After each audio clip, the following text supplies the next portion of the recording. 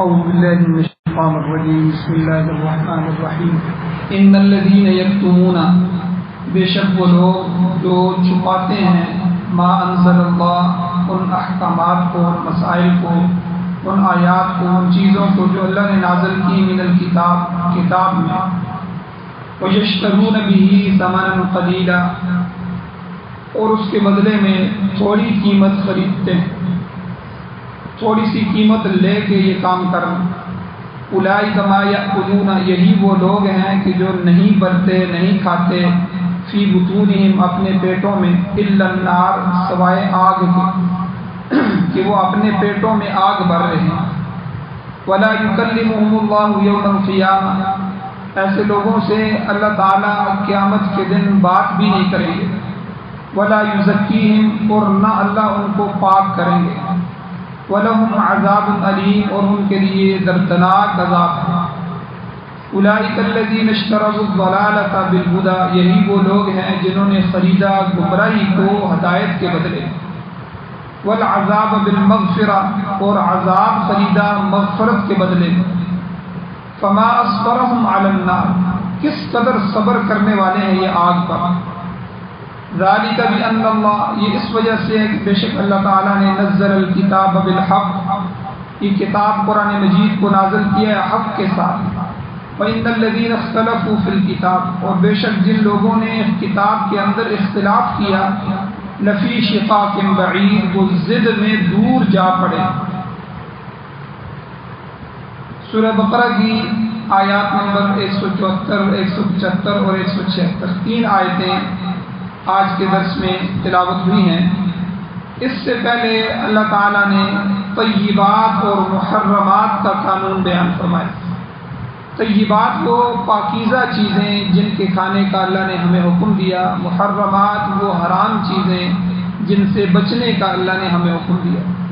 یہ قانون پچھلے درسوں کے اندر اللہ نے بیان فرمائے، اور مشرکین مکہ کا رد اللہ نے فرمایا، اور توحید کے دلائل اللہ نے بیان فرمائے، اور مزید یہ کہ اللہ تعالیٰ نے اپنے مقرر کردہ قانون کی پابندی کا ہم کو اللہ نے حکم دیا۔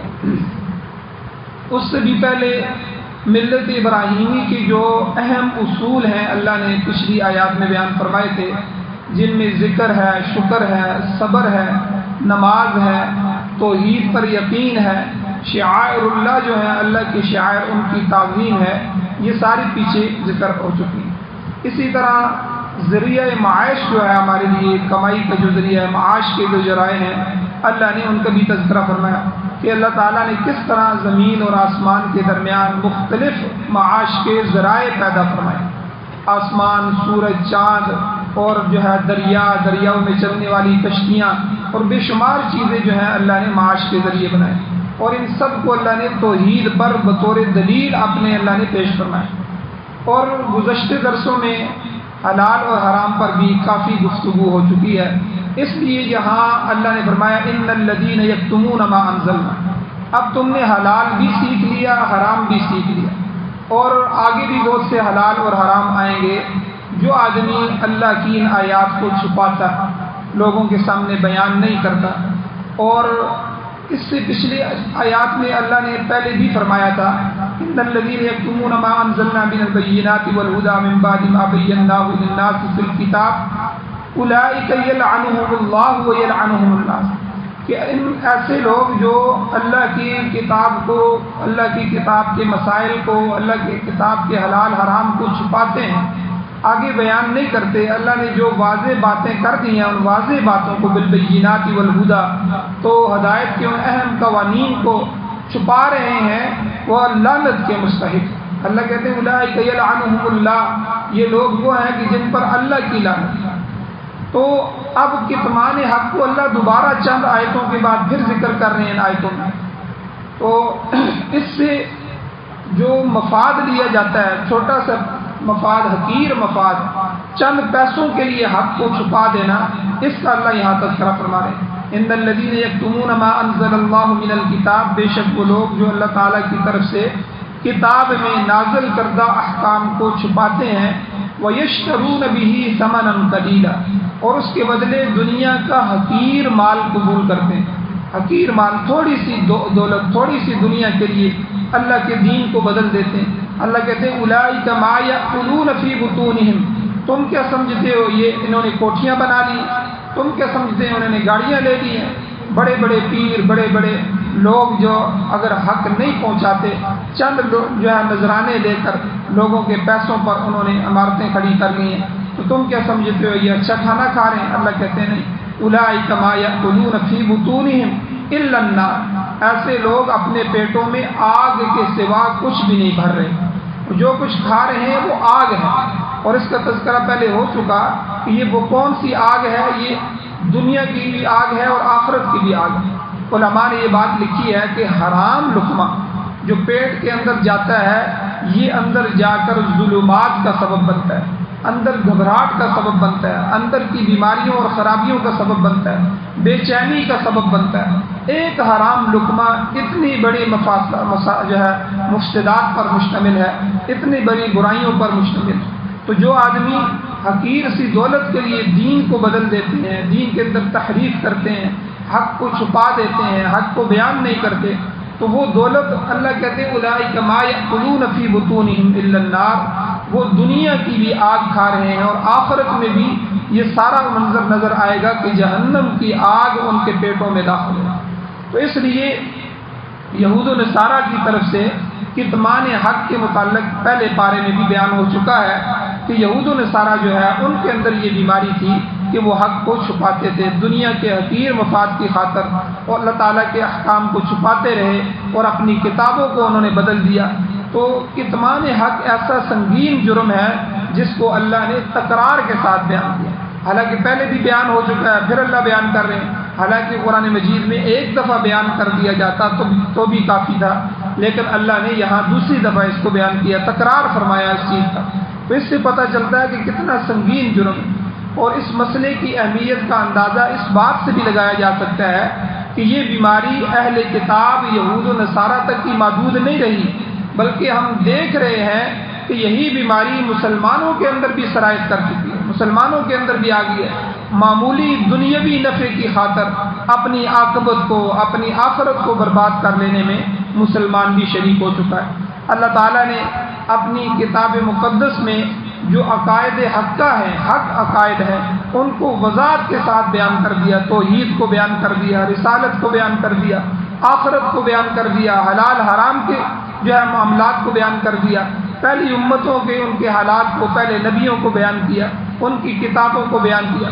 الغرض ہر چیز کو اللہ نے اپنی کتاب مقدس میں، قرآن مجید میں بیان کر دیا۔ دوسرے مقام پر اللہ خود فرماتے ہیں کہ نزلنا علیک الکتاب تبیانا لکل شیء، یعنی ہم نے ایک ایسی کتاب تم پر نازل فرمائی ہے جو ہر چیز کی وضاحت کر دینے والی، ہر چیز کو وضاحت کے ساتھ بیان کرتی ہے۔ حضرت عبداللہ ابن عباس رضی اللہ تعالیٰ عنہ اس کی تفسیر فرماتے ہیں کہ اس سے مراد ہوا اہم اور ضرورت کی باتیں ہیں جن کی ہمیں اکثر ضرورت پڑتی ہے۔ ہر ضرورت کی بات اللہ نے قرآن مجید میں جو ہے بیان فرمائی۔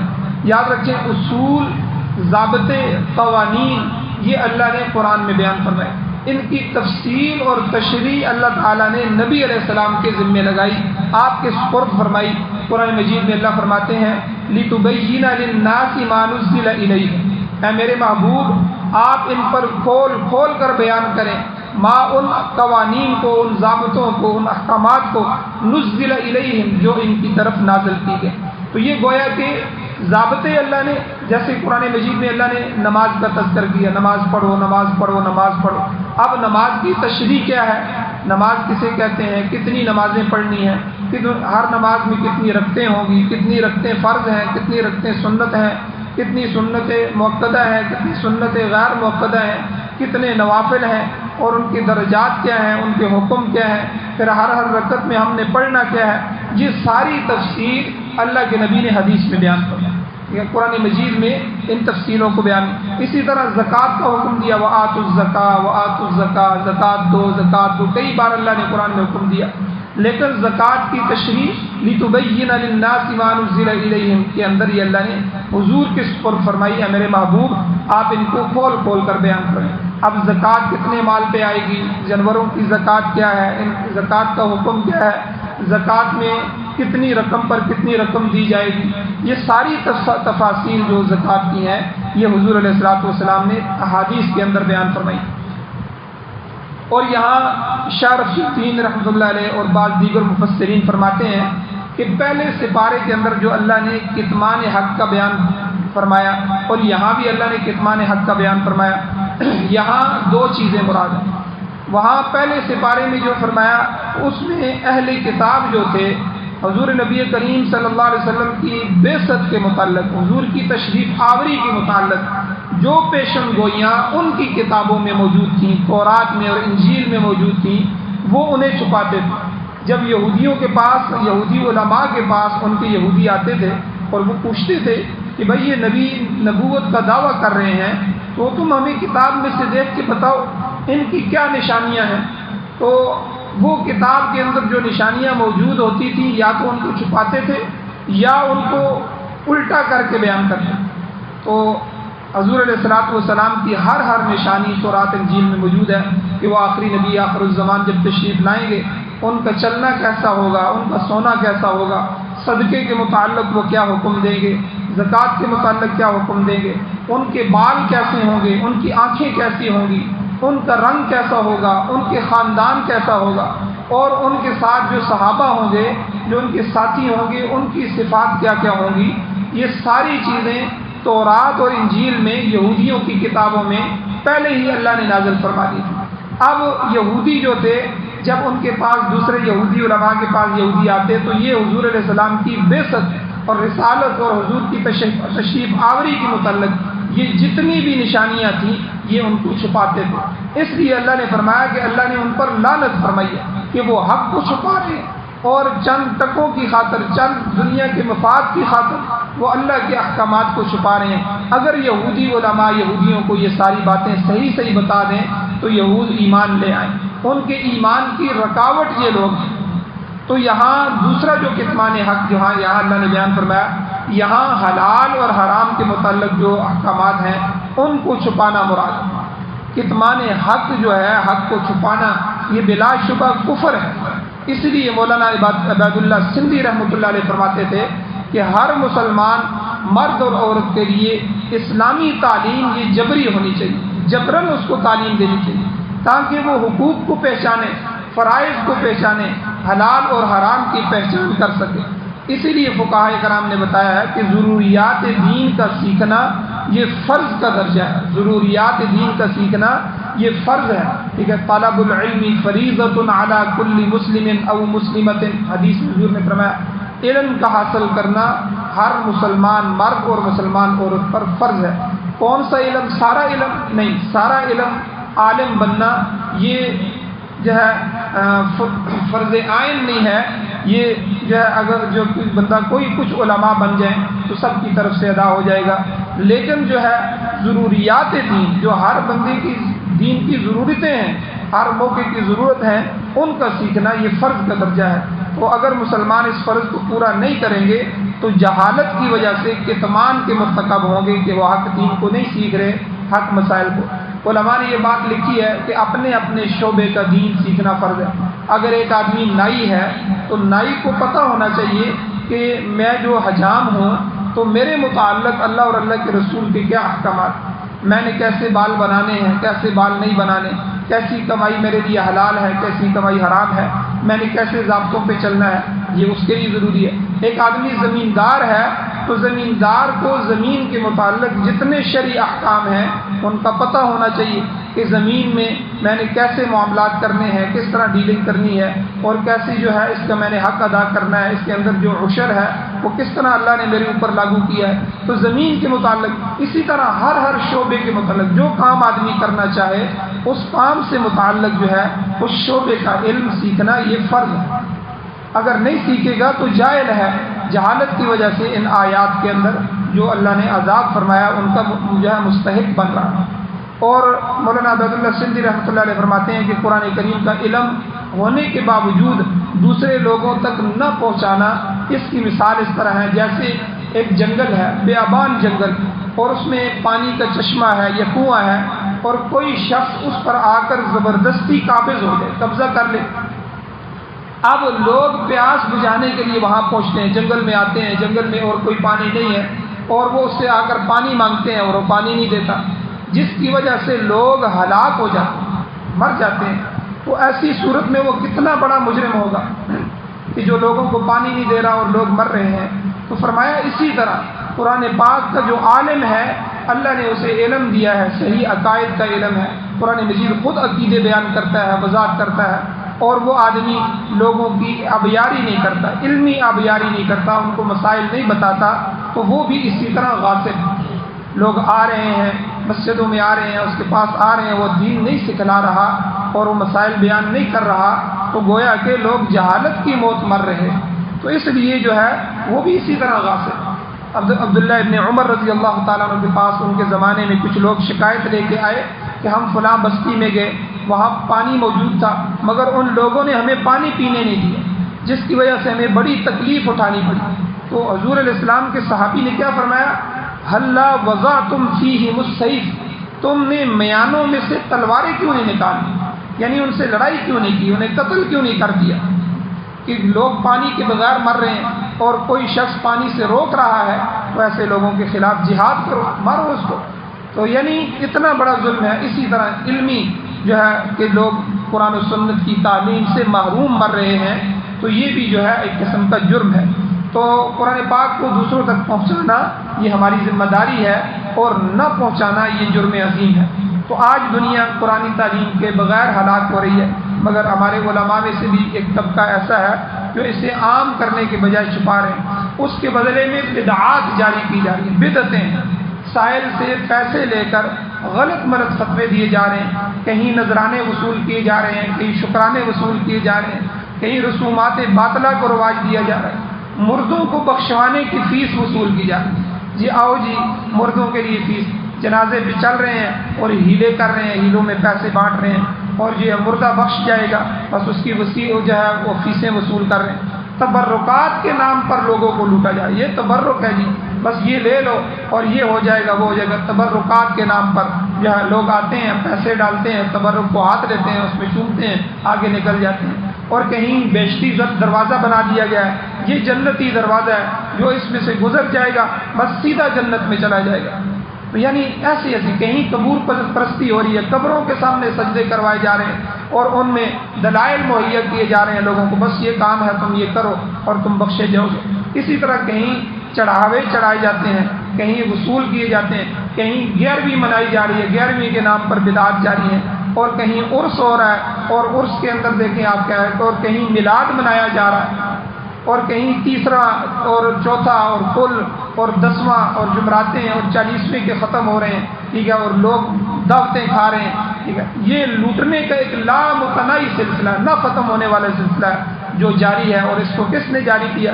انہی علماء نے جاری کیا جو ان کے سرپرست ہیں اور بدعات کو جاری کر رہے ہیں۔ تو یہ سارے کے سارے دین کی جو ابتدائی اصول تھے وہ کہاں چلے گئے، کہاں کھو گئے؟ لوگوں کو اللہ تعالیٰ کی وحدانیت کا درس دینا کون دے گا؟ مقام رسالت کون سمجھائے گا؟ رسول اللہ صلی اللہ علیہ وسلم کا مقام کیا ہے؟ حضور کی فضیلت اور اہمیت کیا ہے؟ حضور کیوں تشریف لائے تھے؟ اور حلال اور حرام کی تمیز کون کرے گا؟ جو کچھ آیا جا رہا ہے وہی کچھ کھایا جا رہا ہے۔ تو علماء نے ان بنیادی چیزوں کو چھپا لیا ہے اور خرافات کی تعلیم دی جا رہی ہے۔ تو یہ کتمان حق کے اندر آتا ہے، انہی آیات کے اندر آتا ہے۔ اللہ کہتے ہیں ان الذین یکتمون ما انزل اللہ، جو ہم نے نازل کیا وہ اس کو چھپا رہے ہیں اور اس کے بدلے میں بدعات اور رسومات جاری کر رہے ہیں۔ تو اللہ نے فرمایا یہ حقیر فائدے کے لیے، چند ٹکوں کے فائدے کے لیے یہ کر رہے ہیں۔ ما یأکلون فی بطونہم الا النار، یہ دنیا میں بھی اپنے پیٹوں میں آگ بھر رہے ہیں اور کل قیامت کے دن بھی جو ہے یہ آگ جو ہے ان کے پیٹوں میں نظر آئے گی۔